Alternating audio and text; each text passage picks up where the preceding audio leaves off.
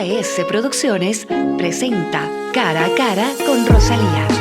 Un saludo cordial, queridos amigos. El día de hoy vamos a hablar sobre la nueva cara de la arquitectura urbana. Y para ello vamos a tener importantes invitados, pero queremos decirles que nos encanta estar haciendo esta grabación en lo que será la sede del primer Ecomuseo Biblioteca del Ecuador. Así es que estamos entusiasmados y con la idea de dar a conocer lo que Fundación Fidal viene haciendo. Pero para irnos al centro de nuestra temática, habría que pensar en qué modelo urbano es más humano, sostenible y tecnológicamente integrado. La arquitectura contemporánea deja de centrarse solamente en la construcción de edificios para enfocarse en crear ecosistemas. Y de ello queremos hablar precisamente con Esteban Najas. Es arquitecto y director fundador de Najas Arquitectos. Tiene una gran experiencia profesional. Obtuvo la medalla de oro de la Bienal Panamericana de Arquitectura de Quito por el edificio Ativa, el Silver Award en Tokio, Japón, y el Silver Awards también en Madrid, España. Así es que felicitaciones por todos esos premios. Gracias, Rosalía, por invitarme. Esteban, yo siempre pienso que la arquitectura primero es de lo que más queda, ¿no? Cuando uno ve las antiguas civilizaciones, que Egipto, que Roma, etcétera, lo que vamos a ver los turistas es fundamentalmente arquitectura, lo que hicieron los antiguos arquitectos, diseñadores. Y por supuesto sabemos que la arquitectura actual está generando unas perspectivas tan impresionantes cuando uno va a Dubái o cuando uno va inclusive con esa pirámide en la mitad de París, ¿no? Dice, ¿hacia dónde va el mundo? Un poco llevado de la mano de los arquitectos. Sí, es correcto, Rosalía. Creo que la manera en que los seres humanos percibimos nuestra existencia es a través del espacio, a través del movimiento, ¿no es cierto? Y también cómo vivimos en el tiempo.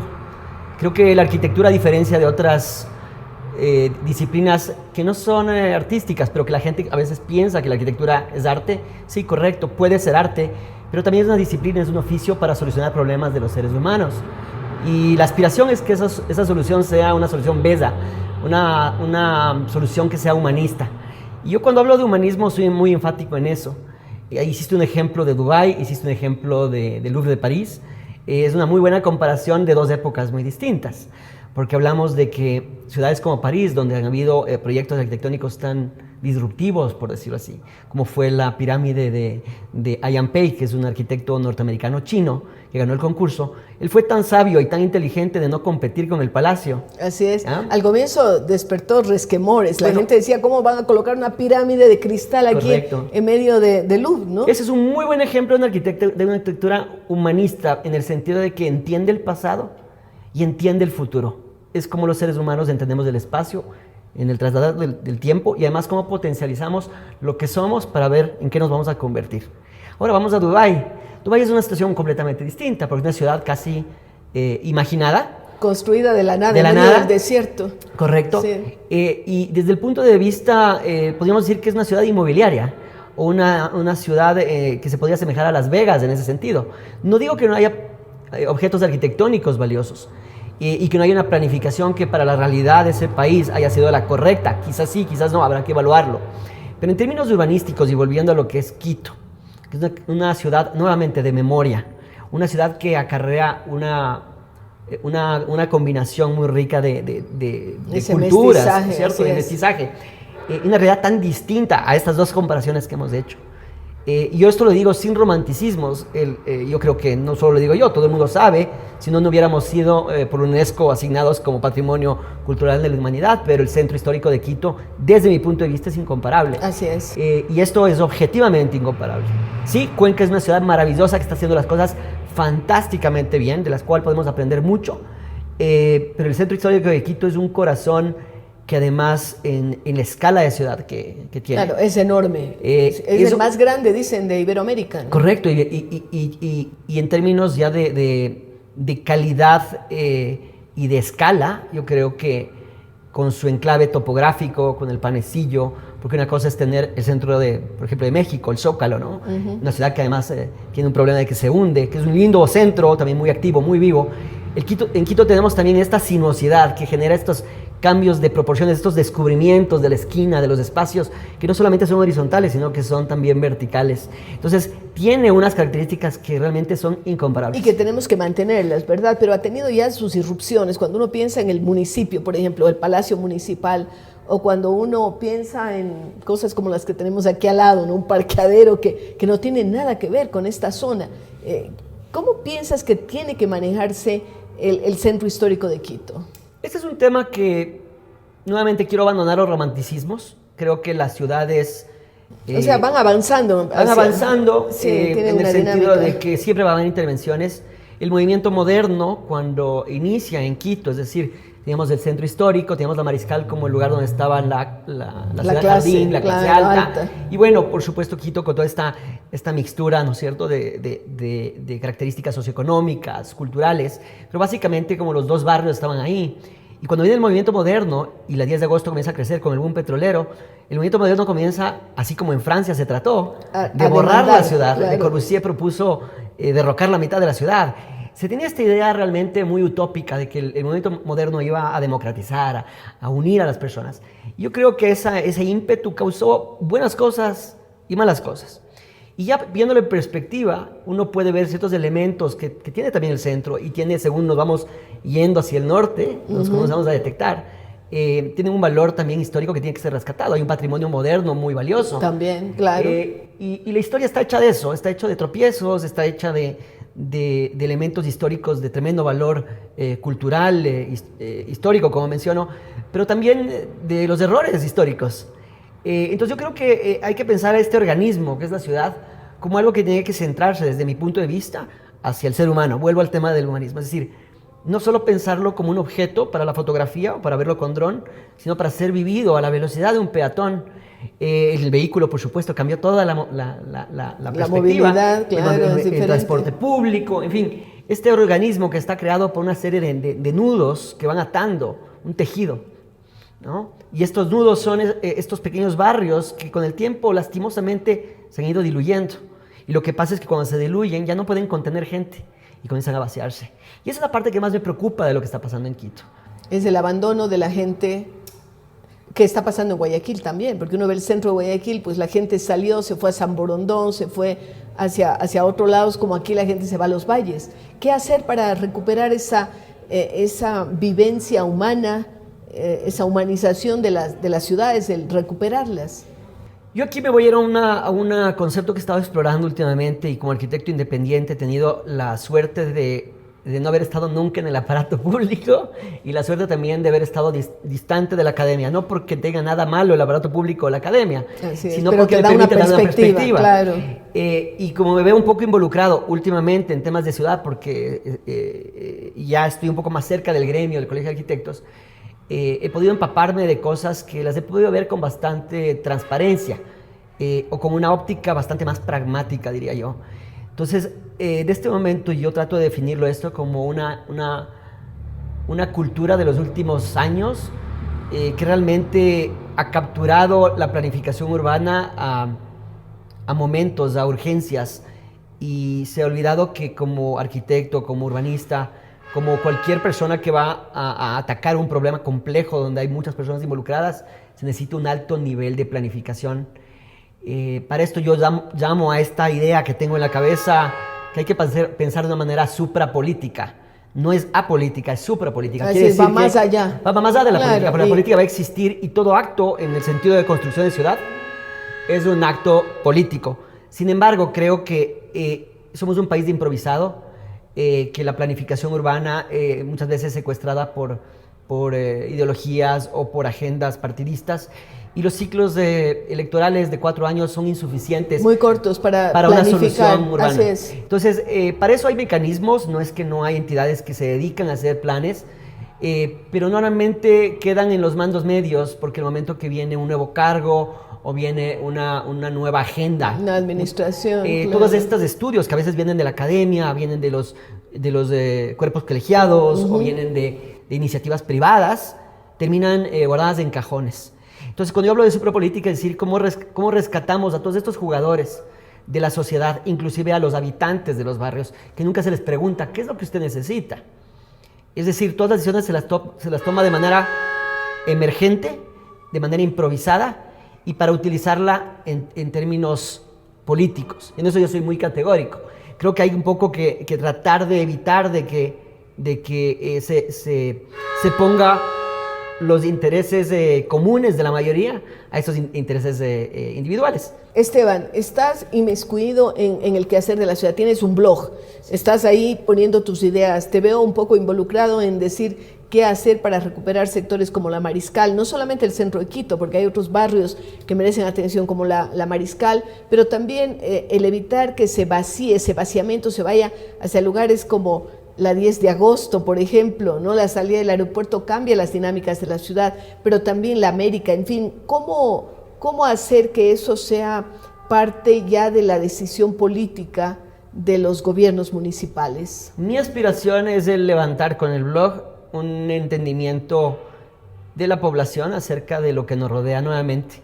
A veces somos ciegos de que vivimos en la ciudad, pues desenvolvemos en la ciudad, y lo que tú mencionas del vaciamiento de Quito es el producto de una serie de decisiones cortoplacistas, o quizás bien intencionadas algunas, otras no. Ejemplo, cuando se mueven las plataformas gubernamentales a estos grandes elefantes blancos en la mitad de la ciudad, quiere decir que todo este patrimonio moderno que yo hablaba, ¿no es cierto? Desde la Casa del Seguro, todos los edificios del movimiento moderno inicial, quedan vacíos. ¿Y qué quiere decir? Que ya las actividades incluso burocráticas o del ciudadano común se migran a un punto, al hipercentro de Quito. El hipercentro podríamos decir que es esta gran mancha que les llaman el skyline de Quito, que termina en la Gaspar de Villarroel. De la Gaspar de Villarroel hacia el norte ya tenemos un vaciamiento. Y yo diría que hasta el Parque del Ejido, ¿no es cierto? La 10 de agosto se vacía por esa y otras razones. ¿Qué otras razones? Que se ha tratado a la planificación urbana, a veces se la confunde con planificación inmobiliaria. Y eso es una cosa que trato de poner mucho énfasis. Son dos cosas distintas. ¿Por qué son diferentes? Porque cuando tú tratas al suelo de Quito, voy a hacerte un ejemplo. El Estadio Olímpico Atahualpa es un hito simbólico, histórico de Quito. Quito creció alrededor del Estadio Olímpico Atahualpa. Claro. Y por supuesto, ahí siempre estás de qué pasa con el Atahualpa, ¿por qué está en ese lugar? Que si hay que moverlo, no hay que moverlo. Es esta mentalidad de ver al predio del Atahualpa como un predio que tiene una edificabilidad X y por lo tanto un valor de plusvalía tal. Entonces no podemos solo ver las cosas en esa capa inmobiliaria, porque cualquier incidencia que haya en un hito tan importante que remata la avenida va a afectar a toda la ciudad. Va a afectar a todo, al transporte público, a la movilidad, a las actividades económicas.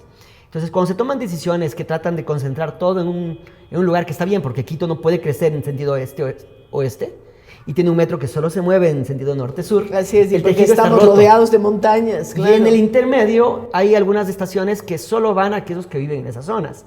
¿Cómo se comienza a crear barrio nuevamente? Y para eso la palabra es repoblamiento. Ya está construido Quito. Yo suelo decir que Quito está construido, lo que pasa es que está dormido. Porque ¿qué pasa? Frente a la ausencia de una oferta que sea accesible para una demografía que está cambiando y que busca cercanía porque para se necesitan apartamentos, se necesitan oficinas y se siguen construyendo, pero mientras tanto las de ciertas zonas se quedan vacías. Y la gente ya no quiere vivir en Quito y se va a los valles. Y eso es un modelo para mí que va a tener una fecha de caducidad. Es decir, yo tengo la teoría de que mis nietos van a tener que volver a Quito.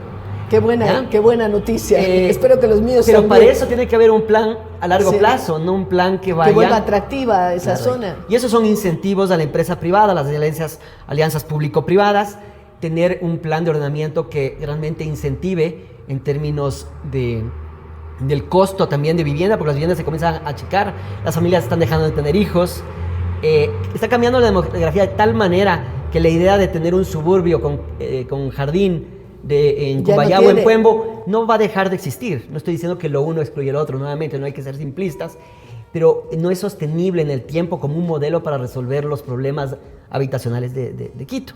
Porque si tenemos una 10 de agosto que tiene 12 kilómetros de largo y tenemos, me voy a inventar, un 60% de edificios que están en un alto deterioro o vacíos, no es necesario volver a reconstruir, ya está construido. Entonces ahí Porque tiene que haber adaptarles cambios. al nuevo uso, ¿no? Pero eso implica muchos cambios también en las leyes que van desde arriba, desde no en la Normativas. Constitución, pero desde el COTAD, luego el PUCS, es decir, en los mismos,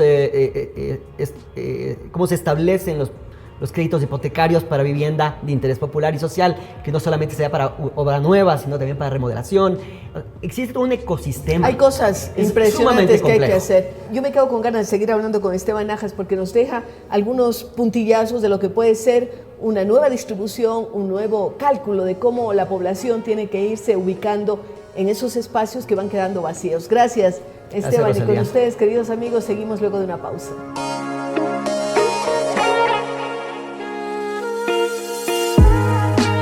Gracias amigos por continuar con este programa en el que estamos hablando sobre esos retos de la arquitectura y tenemos la oportunidad en este momento de conversar con alguien que es arquitecto pero que también es fotógrafo. Se trata de Carlos Palacios, es graduado de la Universidad de Évora en Portugal y ha tenido la oportunidad de recorrer muchos países y muchas ciudades haciendo documentación arquitectónica porque no pierde sus raíces en la arquitectura y por supuesto tiene una larga experiencia que le ha hecho en la actualidad crear Capa Estudio, un estudio dedicado a la producción fotográfica y audiovisual para arquitectura y diseño. Bienvenido, Carlos, a este programa. Cuéntanos un poquito esas líneas que se cruzan de arquitectura por un lado, de diseño y por el otro, la fotografía. Hola Rosalía, muchas gracias por la invitación. Pues, a ver, yo creo que la fotografía es complementaria a la arquitectura. Realmente nos permite ver la arquitectura desde otra perspectiva, ya desde una perspectiva inclusive en los procesos, ¿no es cierto?, como lo estamos haciendo aquí en el Ecomuseo, pero sobre todo cuando ya se acaba la obra propiamente, sí. Y entonces ese ojo de arquitecto ayuda al ojo del fotógrafo. Completamente. De hecho, yo puedo decir que la arquitectura me ha ayudado mucho a ver y a entender los espacios y la ciudad de una manera que no la entendía antes, ¿ya? Entonces, en la fotografía de arquitectura, yo creo que ayuda mucho el ser arquitecto o el conocer de arquitectura para poder comprender el espacio y sobre todo cómo documentarlo. Haces yo estudios formales de arquitectura, pero también de fotografía. Realmente ¿O eso viene más? Eso viene más desde niño, ha sido una pasión que la he tenido desde chico.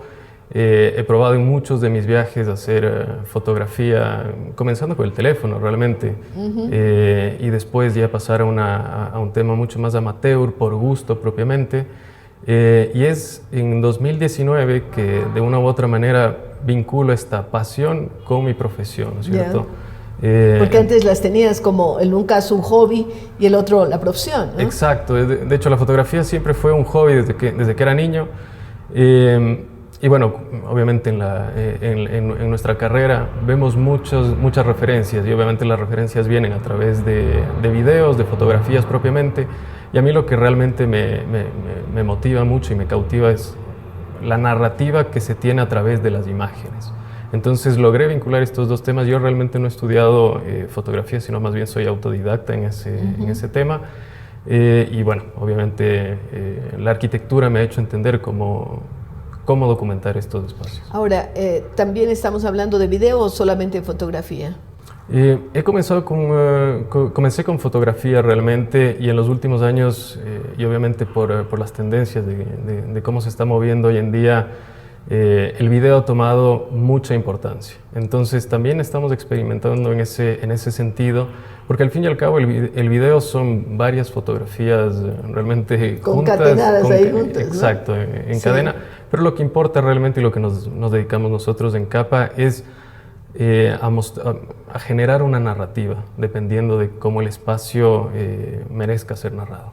Ahora, ¿tienes modelos a seguir en el tema de fotografía, diseño y arquitectura? ¿Hay nombres que nos querías mencionar? Por supuesto, de hecho, mis más grandes referentes a nivel de fotografía son... el primero es Fernando Guerra, que es un fotógrafo que también estudió arquitectura por casualidad. Es portugués, para mí es el mejor fotógrafo de arquitectura, es un fotógrafo que te transmite mucha emoción a través de sus series. El otro es Jesús Granadas, un español también que tiene una forma de documentar la arquitectura diferente, pero también muy bella.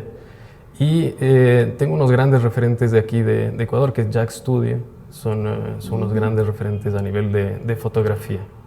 Se desarrolla el gusto, va yendo de menos a más en esto de la fotografía.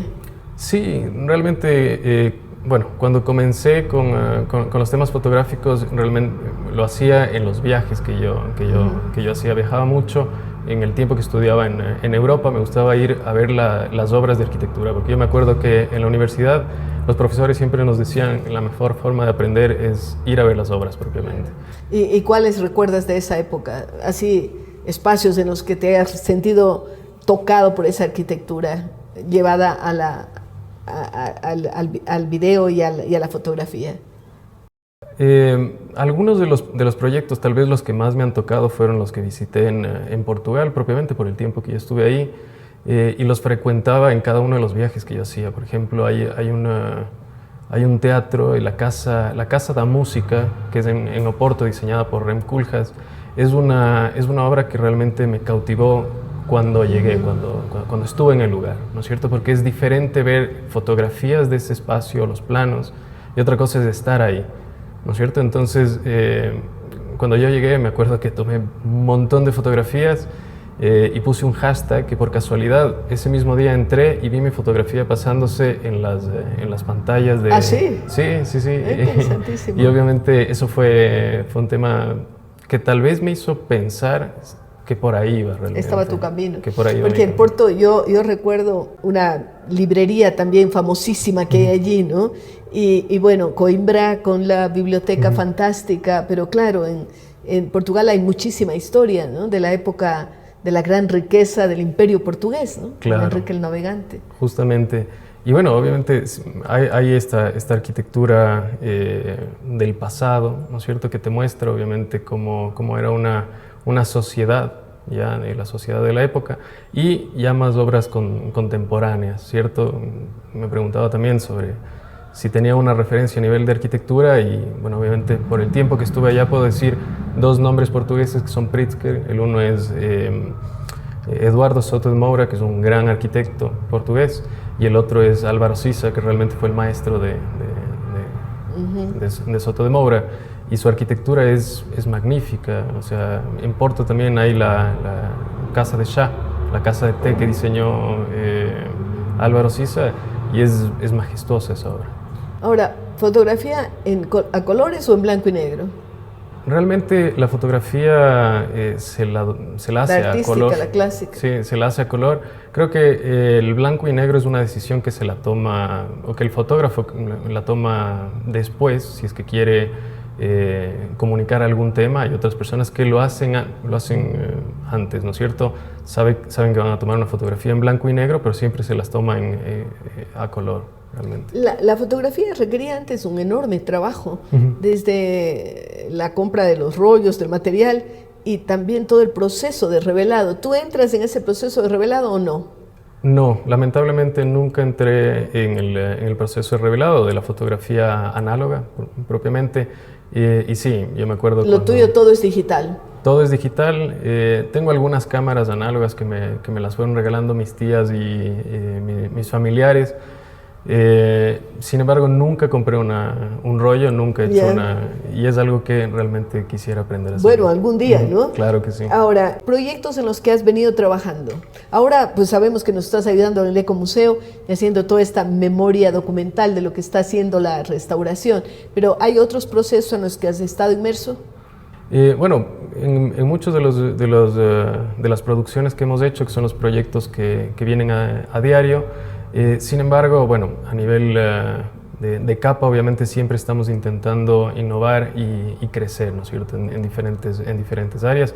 Como le mencionaba previamente, estamos obviamente comenzando con el tema documental a nivel de video, porque creemos que la arquitectura se la debe comunicar desde todas las aristas, ¿ya? No solamente desde las fotografías finales de la obra, o también desde los renders, sino también a nivel de video propiamente. Que eso te da una vivencia mucho mayor. Correctamente, Y lo que también intentamos es pedirles a los arquitectos, ¿no es cierto?, que nos cuenten la historia del proyecto, porque hay muchas decisiones en obra que no se las conoce, ¿ya? Nosotros solamente vemos o experimentamos lo que ya está, pero no entendemos el proceso que hubo antes. Entonces, creemos que la documentación se la tiene que hacer lo máximo posible. Paso a paso. Ahora, es un trabajo largo, ¿no?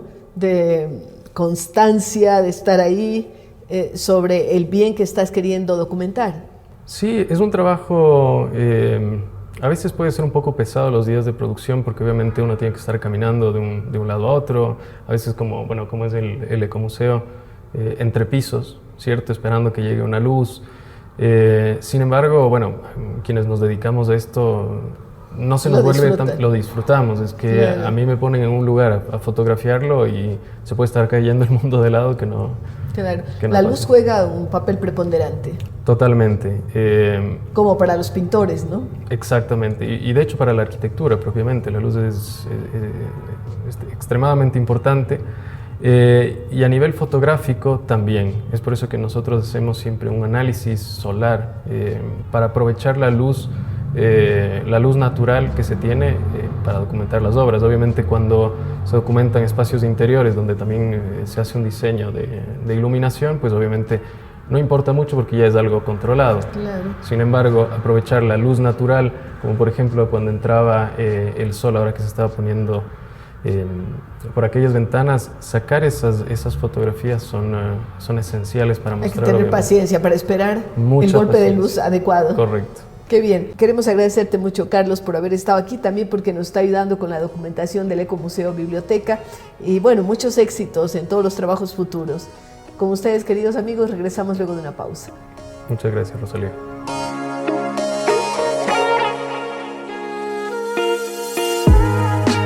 Gracias, amigos, y seguimos hablando sobre arquitectura, sobre visiones respecto del diseño y de todo lo que tiene que ver con la construcción. Por eso queremos dar la más cordial bienvenida a Bernardo Bustamante. Él es arquitecto, director de Bernardo Bustamante Arquitectos, tiene un máster en diseño arquitectónico, ha sido catedrático en varias universidades, ha participado en diseño y construcción de varios proyectos arquitectónicos, obteniendo múltiples reconocimientos a nivel tanto nacional como internacional. Actualmente sabemos que vive entre Quito y Barcelona y estamos contentos de tenerlo aquí. Bienvenido, Bernardo. Gracias. Cuéntenos un poquito sobre lo que es su visión arquitectónica, si comparte entre Quito y Barcelona, que son ciudades patrimoniales, que tienen tanto que ofrecer, en el caso de Barcelona, inclusive mucho ejemplo de vida, ¿no? Ciudadana en el centro de la ciudad. ¿Cómo usted conceptúa la arquitectura quiteña y cómo debería ser la concepción de la ciudad de futuro? Bueno, obviamente en Quito tenemos una herencia importante española, ¿no? Así es. No tanto catalana, sino más bien aquí nuestra herencia viene siendo más de Castilla, de andaluza, extremeña sobre todo, que son los que vinieron acá más, los catalanes vinieron después quizá, pero tenemos, yo creo que Barcelona es un ejemplo, siempre es como el paradigma de los urbanistas, ¿no? Sí. Que es una ciudad compacta, una ciudad densa, una ciudad súper bien dotada, donde de servicios, donde en cada barrio tiene su equipamiento. Uno no tiene que movilizarse en vehículo, de hecho tener un vehículo, un auto... No es tan necesario. En Barcelona es incómodo. Es incómodo con el transporte público que tenemos. Y justamente este tipo de proyectos de que cada barrio tenga toda su infraestructura hace que no sea necesario ese tipo de movilizaciones, ese tipo de desplazamientos. Y creo que justamente este edificio que estamos viendo ahorita, donde estamos sentados, es de esos grandes ejemplos de dotar a los barrios, ¿no? De dotar a los barrios para que generar menos desplazamientos, de recuperar el tejido urbano, de tratar de que que caminemos más, camine, claro. ¿no? Que la gente camine, que se desplace, que ocupemos la calle, que la calle sea nuestra, que la calle no sea de los autos, que la calle sea de los peatones, de la movilidad sostenible, las bicicletas. ¿Por qué esa decisión de pasar una parte en España y otra aquí? Pues... ¿Trabajo? Sí, a ver, yo siempre he estado muy conectado con España, con Europa, porque bueno, tengo mi familia que es de allí, Y entonces he estudiado allí, he trabajado también. Y trabaja ahora también en Barcelona. Sí, y ahora estoy justamente emprendiendo la misma firma de Bernardo Bustamante Arquitectos, que hemos hecho aquí, estamos allá. Entonces tenemos unos cuantos proyectitos que estamos impulsándolos. Pero no deja de tener sus raíces también aquí en Quito. Eso nunca, Sí. eso nunca. Yo soy de Quito, soy de Ecuador, y además que siempre súper agradecido con todas las oportunidades que nos ha dado este país y esta ciudad. Y creo que se sigue habiendo aquí también muchas oportunidades para hacer cosas. No, tampoco hay que, digamos, endiosar lo que se hace en Europa. Lo de fuera, claro. Tenemos aquí muchas cosas que son muy valiosas y que creo que tenemos que justo mostrarlas y ponerlas en valor, ¿no? ¿Cómo cree que debe ir el urbanismo aquí en Quito, retomando estas partes de la ciudad que a veces van siendo abandonadas y qué pasa con esa interrelación entre lo urbano y lo que va urbanizándose porque vamos ganando espacios a la ruralidad? Sí, pues ese es un tema que yo realmente creo que lo hemos hecho mal, ¿no? Creo que el expander la mancha urbana afuera y comenzar a colonizar territorios tan lejanos como se está colonizando durante, sobre todo, los últimos 50 años, 100 años, ¿no? Es una pena porque teniendo una ciudad bien dotada como Quito, que ha sido una ciudad que ha tenido todos los servicios, muy buena calidad de ciudad, calidad urbanística, con unas ideas equivocadas de desarrollo. Y creer que mientras más nos expandimos, mejor. ¿No es así? Hay esta paradoja, ¿no? De que nos marchamos más lejos buscando más tranquilidad, más campo, y pasamos metidos en autos, en vías durante horas claro, para tratar de acceder a la ciudad. Y no disfrutan de la casa que se compraron o se hicieron con tanta ilusión. Exactamente. Entonces las casas inmensas en los valles cada vez más lejanos se vuelven unos espacios inutilizables, casi máximo el fin de semana que estás ahí, y que más bien generan angustia a los propietarios en el proceso de movilizarse hacia la ciudad, a sus puestos de trabajo, ¿no? Y ahora inclusive de seguridad y todos los otros componentes que tenemos. ¿Cuál debería ser la visión del municipio y lo que debería hacer el municipio en este sentido? Yo creo que justamente en ese sentido hemos abandonado una ciudad, como decía, bien hecha. Y vemos grandes zonas de la ciudad de Quito, barrios que fueron en su momento espectaculares, como los barrios de la Mariscal, la Floresta, o la misma Belisario Quevedo, la 10 de agosto, que eran zonas dinámicas de la ciudad que se ven abandonadas. La Amazonas ahora, la Amazonas, es increíble. Hay zonas como la Mariscal Sur, por ejemplo, tiene una ocupación creo que de menos del 30%, ¿no? Qué locura. Siendo además que son barrios que tuvieron su gran auge hace nada. Estamos hablando que estamos hace 50 tal vez menos, ¿no? Sí. Tuvieron su gran desarrollo y enseguida tenemos la facilidad de abandonar algo para seguir construyendo otra cosa más absurdo. lejos, que es muy triste. Y ¿no? Esto además acarrea unos costos, no solamente para los propietarios, diríamos, sino también de servicios. ¿Cómo llevar los servicios a esas zonas? Por supuesto, y por eso yo creo que justamente ha habido una mala planificación, no de este, sino de muchos municipios, al no poder cerrar, ¿no?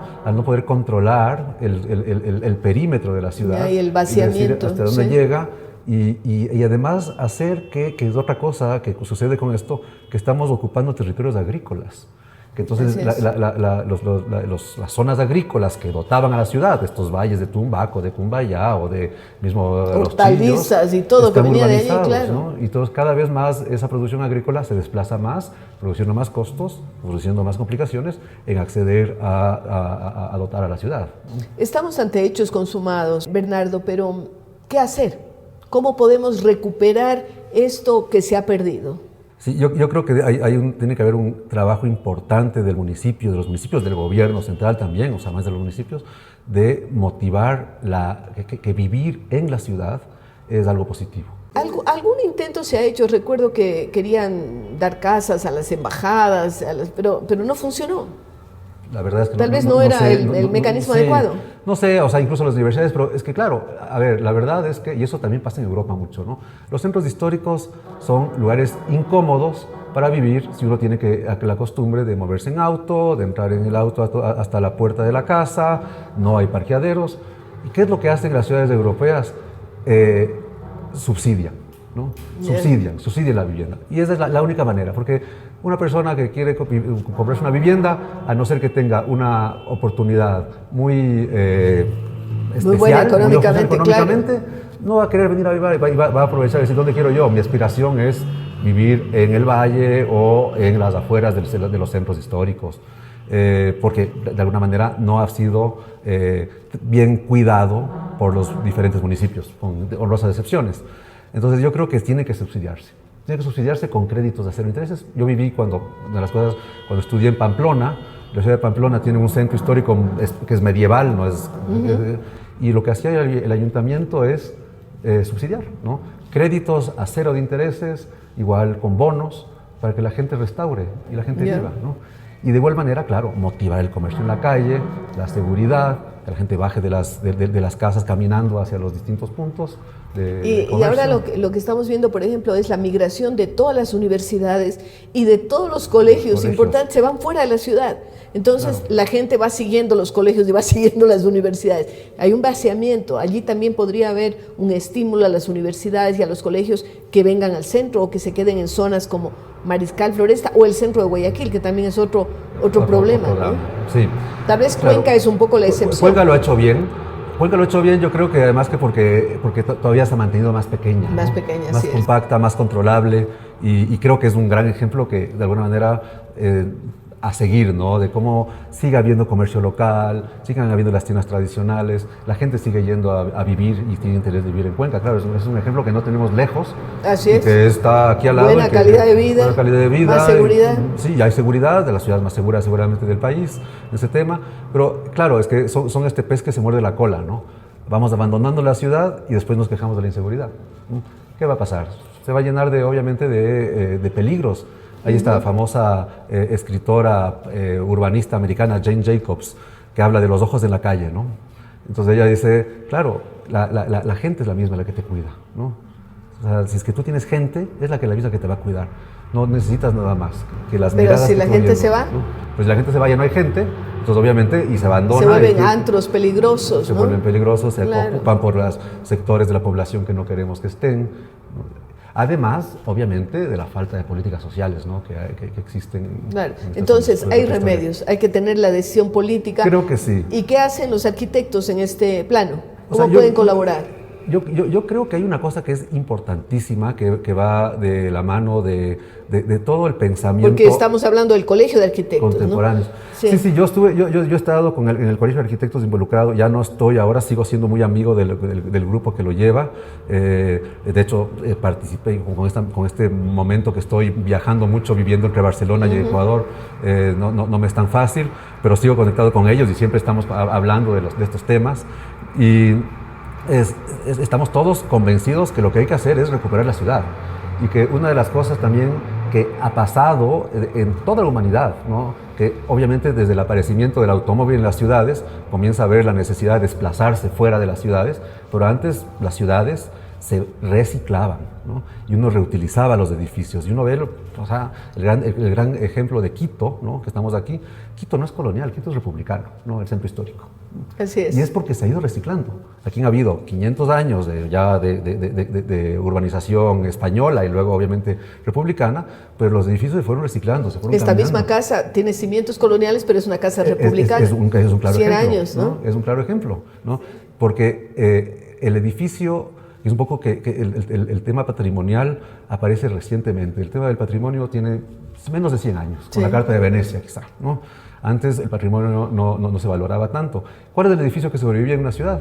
El edificio que valía, ¿no? El bueno, ¿no? Claro. Por eso tenemos Notre Dame en París, no sé, hablando de, el Panteón en Roma, el edificio más antiguo que seguramente sigue siendo utilizado, que nunca lo tiraron, porque tirarlo lo podrían haber hecho, ¿no? Así es, o las pirámides o cosas así, ¿no? Pero sí, eso son ruinas. El Panteón es edificio que sigue siendo vigente y siendo utilizado.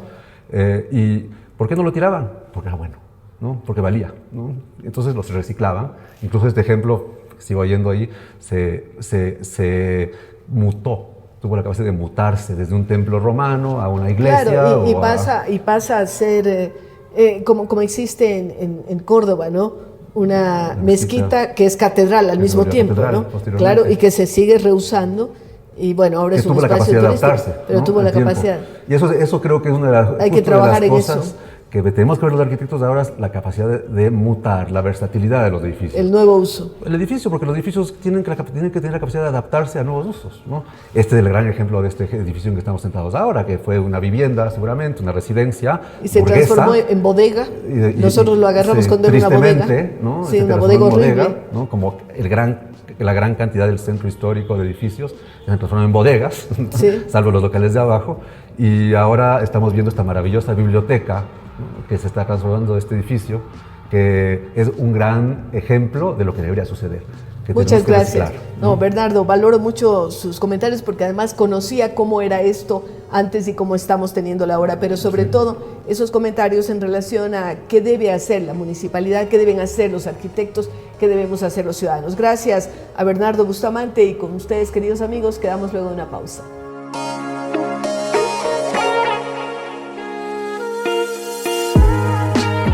Hemos hablado sobre arquitectura, sobre espacios que tienen un nuevo uso y veremos algo interesante también en nuestro segmento cultural.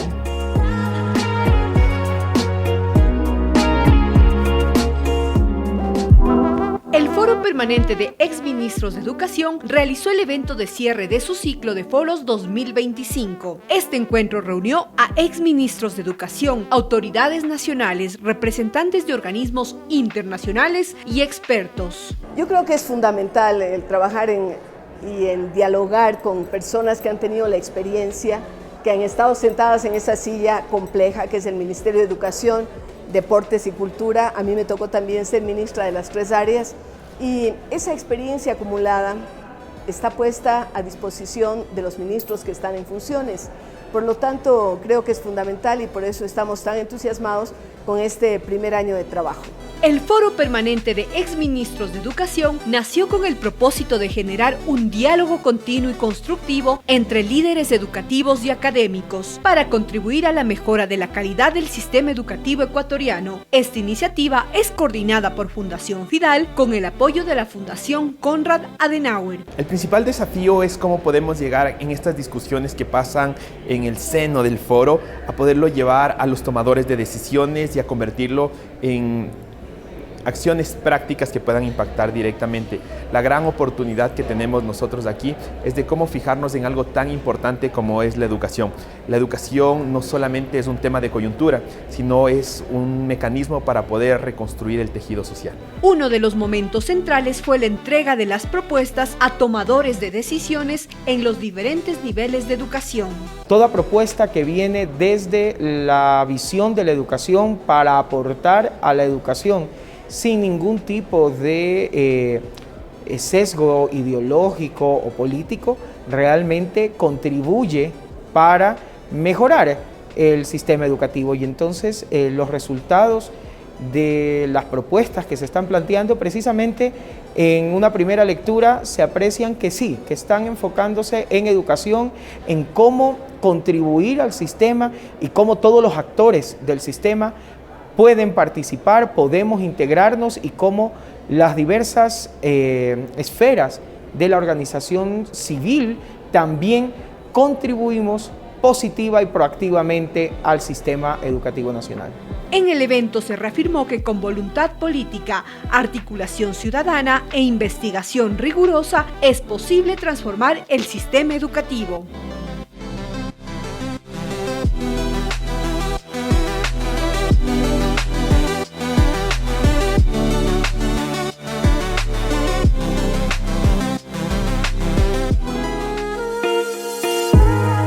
En el Club de las Abuelas tenemos experiencias, cosas ricas que compartir con ustedes.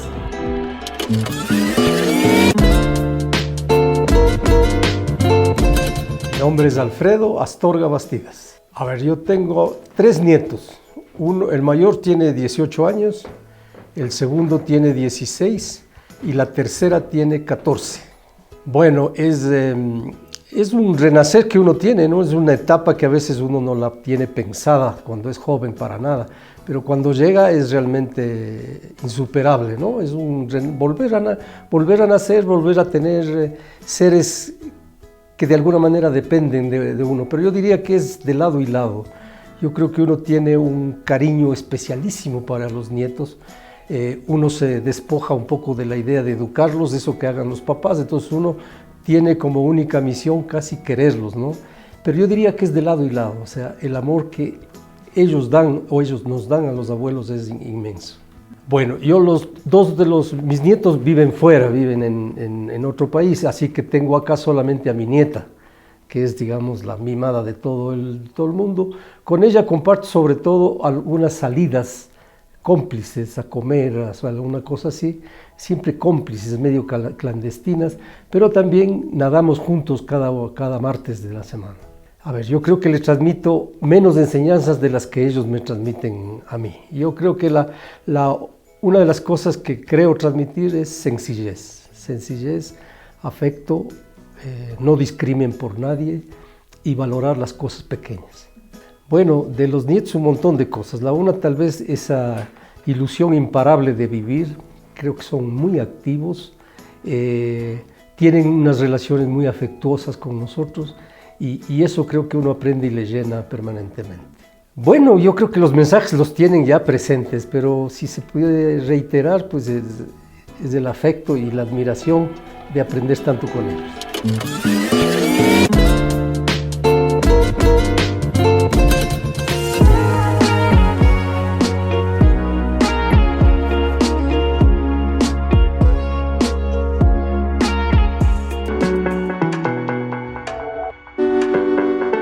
La educación transforma realidades cuando se construye desde el territorio, con visión y compromiso colectivo.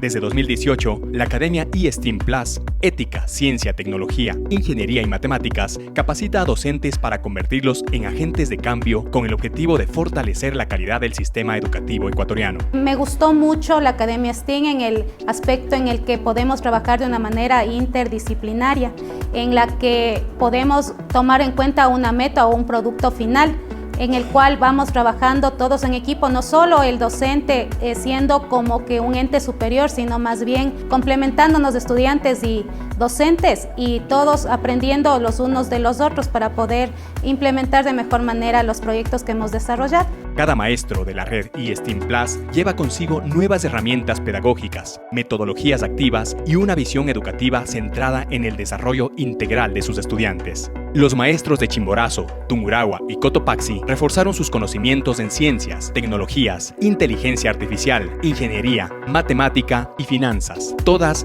guiadas bajo la ética. La Academia eSTEAM Plus promueve una formación que conecta el aula con los desafíos reales de la sociedad actual. Este año graduamos a 67 docentes que impactan directamente a 2.000 estudiantes del sistema educativo ecuatoriano. Este impacto se refleja en los niños, niñas y adolescentes de 3 provincias del Ecuador: Chimborazo, Unidad Educativa Batzacón, Unidad Educativa San Juan, Unidad Educativa Rumiñahui, Unidad Educativa Tunta Tacto; Cotopaxi, Unidad Educativa Marcelo Zarzosa Salas, Unidad Educativa Joaquín Andaviteri; Tungurahua, Unidad Educativa Dr. Jaime Roldós Aguilera. La Academia eSTEAM Plus fortalece competencias claves para la vida, el bienestar y la toma de decisiones responsables dentro y fuera del aula, al tiempo que promueve e incentiva las vocaciones científicas en niños, niñas y adolescentes, como base fundamental para la formación de futuras generaciones de científicos que contribuyan al desarrollo del Ecuador. La cooperativa CACPECO, en coherencia con su compromiso social y su vocación de apoyo al desarrollo educativo de las comunidades, ha dotado a varias unidades educativas de herramientas y recursos que contribuyen a la construcción de entornos de aprendizaje tecnológicos más dignos, seguros y funcionales. Este compromiso se alinea además con prácticas responsables con el ambiente dentro de las comunidades educativas, a través de la entrega de juegos de contenedores de reciclaje y la realización de jornadas de forestación en las que se entregaron 1.600 especies nativas, con la participación de estudiantes, docentes y padres de familia. A nosotros, la Academia STEAM, el mayor aprendizaje que nos dejó fue poder empatar la tecnología con el aprendizaje.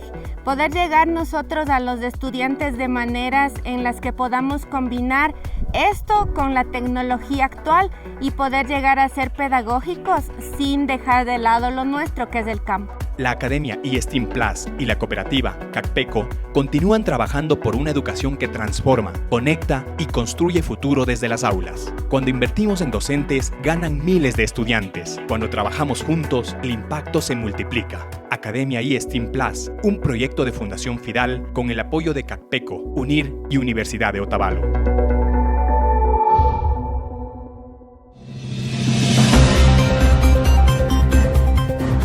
El día de hoy, queridos amigos, quiero llegar con un comentario que lo he titulado Los sonidos de la guerra. Tengo una querida amiga en Caracas, Gladys. Mantenemos una sólida relación de amistad profunda desde hace décadas que se ha sostenido a lo largo de los años, las distancias y las vicisitudes propias de la vida. El sábado aún no había encendido la televisión para ver los noticiarios CNN o France 24, como acostumbra a hacerlo desde temprano, y tampoco le había echado una mirada al celular, pese a que tenía un rezago de cientos de mensajes sin responder, tanto de fin de año como de comienzos de este, ya que me había adentrado en la lectura de un hermoso librito que tengo que presentar esta próxima semana en Latacunga gracias a la invitación de su autora. Así pues, no estaba al tanto de los acontecimientos suscitados en Venezuela hasta que percibí la vibración de mi teléfono celular, que normalmente lo tengo en silencio, para disfrutar de horas de descanso tranquila. La voz de Gladys sonaba distinta, con un toque de temor y de excitación. Me preguntó qué opinaba sobre lo que pasaba. Le confesé mi ignorancia y ella me describió que se había despertado en la noche con el ruido de explosiones que ella en un comienzo atribuyó a los anuncios de una tormenta. Por supuesto, ella estaba ya al tanto de lo que ocurría, el bombardeo americano sobre Caracas, la aparente captura de Maduro y nada más. Ya despierta del todo y tratando de entender lo que ocurría, no podía menos que alegrarme por la captura de un dictador, pero al mismo tiempo mi preocupación que se mantiene va por la certeza de que se ha violado la ley internacional y que los intervencionismos extranjeros en los países no dejan buenas consecuencias y que las secuelas suelen ser imprevisibles y muchas veces desastrosas. Veo los noticiarios, converso con amigos, leo los comentarios, hay mucha confusión respecto al futuro de mi amada Venezuela, me angustia el porvenir, converso con Gladys, mantenemos el contacto, me cuenta del silencio subsiguiente en Caracas, nadie se atreve a salir, hay mezcla de alegría y de angustia. Así estamos, preocupados, los vientos de guerra no son buenos, la violencia genera violencia, estaremos atentos a lo que pasa. Venezuela y el mundo nos duelen, queremos mejores tiempos para la humanidad y para nuestro planeta. Gracias por escucharme. Las nuevas visiones arquitectónicas son fascinantes, pero también hemos hablado aquí de la importancia de la recuperación del patrimonio. Esperemos también que ustedes sigan participando, sobre todo los docentes que nos miran, en el concurso de excelencia educativa. Estamos avanzando en la promoción del 18º concurso nacional y 13º iberoamericano. Ustedes van a encontrar las bases del concurso en las direcciones que aparecen en pantalla. Y queremos despedir nuestro programa con un poema de Jorge Luis Borges. Recordemos que él fue escritor, poeta, ensayista y también bibliotecario. Su legado atraviesa fronteras y ha influido en generaciones de escritores de todo el mundo. El poema que les traemos ahora se titula Barrio Recuperado y dice así: nadie vio la hermosura de las calles hasta que pavoroso en clamor se derrumbó el cielo verdoso en abatimiento de agua y de sombra. El temporal fue unánime y aborrecible hasta las miradas fue el mundo, pero cuando un arco bendijo con los colores del perdón la tarde y un olor a tierra mojada alentó los jardines, nos echamos a caminar por las calles como por una recuperada heredad, y en los cristales hubo generosidad de sol, y en las hojas relucientes dejó su trémula inmortalidad el estilo.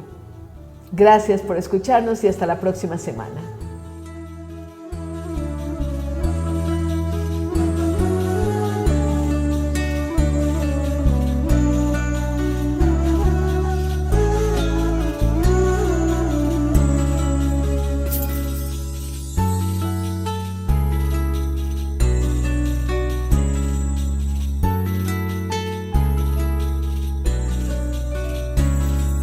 AS Producciones presentó Cara a Cara con Rosalía.